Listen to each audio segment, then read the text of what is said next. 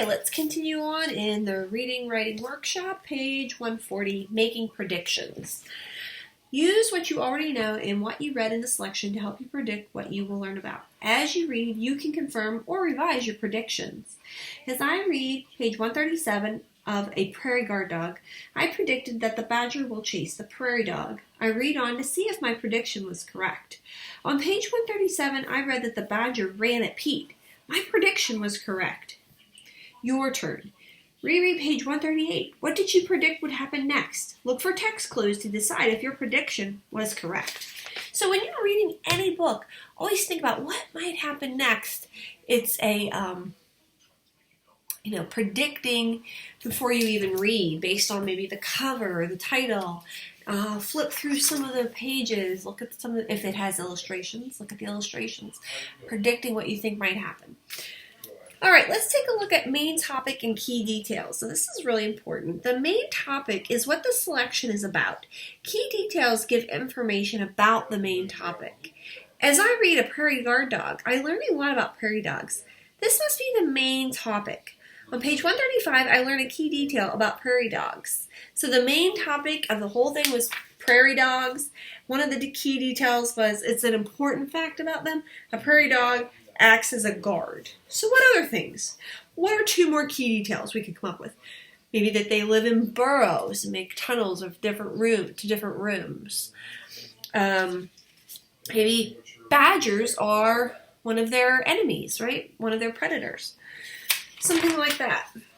Narrative nonfiction. A Prairie Guard Dog is a narrative nonfiction. A narrative nonfiction tells about living things, people, or events. It is told by a narrator and follows a sequence. I can use what I read to tell that A Prairie Guard Dog is a narrative nonfiction. A narrator tells the story about what real prairie dogs do. It has text features like headings, bold print words, charts, captions, all those things we talked about as we read it. So you can tell somebody's telling the story. I went to look at the prairie dogs. I will check on them in the morning. So he's there, or she is watching these prairie dogs and telling you what's happening for real. It's, not a made-up story. Suffixes. A suffix is a word part of a syllable added to the end of a word. You can separate the root word from a suffix, such as full or ly, to figure out what the word means. I'm not sure what the word loudly means. The root word is loud, which means full of noise. The suffix is ly, which means in a certain way, or a way that is. I think the word loudly means in a noisy way.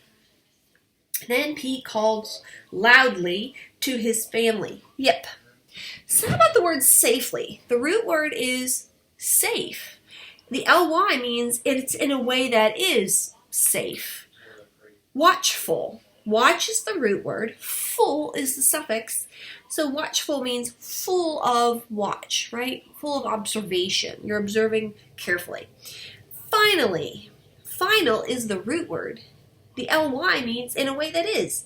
In a way that is final. A way that is the end. It is no more. All right, now we're going to move on to readers to writers.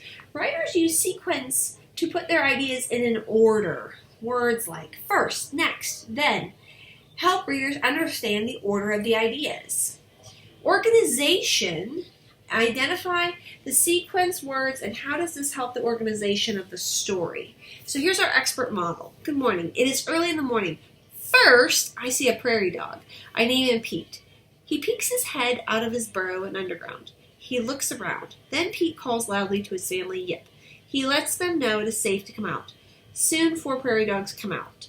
So first this happens, right? You get a sequence of events in the order that they do happen. Now, a second grader wrote this student model. Adam wrote a nonfiction story about a seal. Sam learns to swim. At 2 weeks old, Sam Seal has his first swimming lesson. His mother guides him into the water.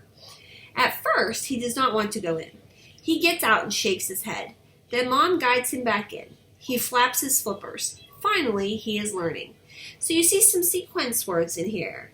Let's see.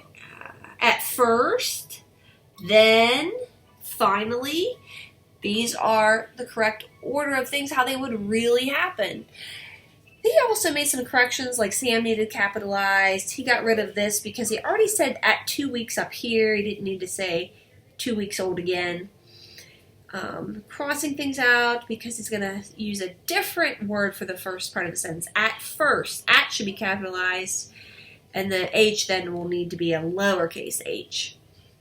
So this is just helping us improve our writing, become better writers, learning how to use sequence words to show order and organization in our writing.